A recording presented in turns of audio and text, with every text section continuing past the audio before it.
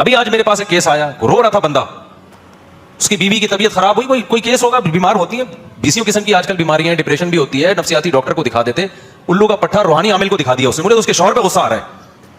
وہ کوئی بڑے بزرگ تھے روحانی عامل, کوئی یہاں بھی نہیں پاکستان سے باہر, بہت بڑے پہنچے ہوئے بزرگ, الو کے پٹھے نے اس کی بیوی کو طلاق دلوا کے خود شادی کر لی اس سے.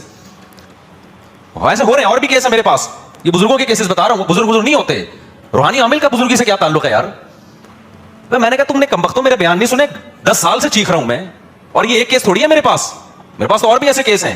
کاؤنسلنگ کی بیوی کی, سمجھایا کہ ایکچولی یہ تم اصل میں اپنے میاں کے ساتھ ایکچولی تمہیں جو ہے نا اصل میں ڈسٹربنس بہت ہو رہی ہے, اور پھر وہ آ رہے ہیں حصار کھینچ رہے ہیں, ہوتے ہوتے وہ بیگم اس کو چھوڑ کے کس پہ لٹو ہو گئی.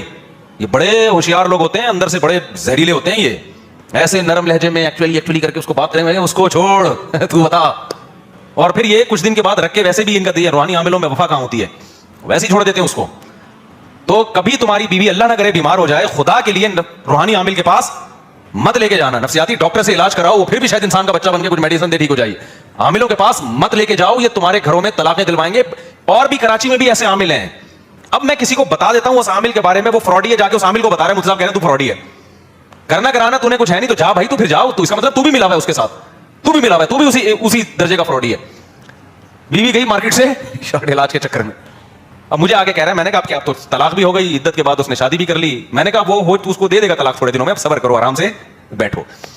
تو کہہ رہے ہیں آپ اس روحانی عامل کے خلاف بیان کرو, میں نام بتاتا ہوں اس کا. میں نے کہا بھائی جان, میں اگر نام لے کے بیان کرنا شروع کر دوں, کوئی ایک ہو تو ہے نا, ہوگا کچھ بھی نہیں. میں نام بھی لے لوں گا نا, لوگ کس سے مس نہیں ہوں گے, میری خامخواہ کی دشمنیاں بڑھیں گی بلا وجہ کی. پہلے کم ہم نے ٹینشنیں پالی ہوئی ہیں. تو سارے ایک جیسے میں ہول سیل کے حساب سے ریٹ پہ بتا رہے ہیں کہ بھائی روحانی میں نہ دیوبندی دیکھو, نہ تبلیغی دیکھو, نہ یہ دیکھو کہ یہ بزرگ ہے, نہ یہ دیکھو کہ یہ تبلیغی ہے, نہ یہ رائیونڈ کا مقیم ہے, یہ بھی مت دیکھو. رائیونڈ کا مقیم ہو, بہت بڑا خلیفہ ہو, اگر وہ جن چڑیل بھوت بھگانے کا کام کر رہا ہے, اس کا مطلب وہ کیا ہے, وہ 2 نمبر آدمی ہے. جن چڑیل بھوت کسی کا باپ نہیں بھگا سکتا بھائی, اور اگر بھگا سکتا ہے تو روحانی عامل کے علاوہ بھی سب بھگا سکتے ہیں. میں بھی بھگا سکتا ہوں, آپ بھی بھگا سکتے ہیں.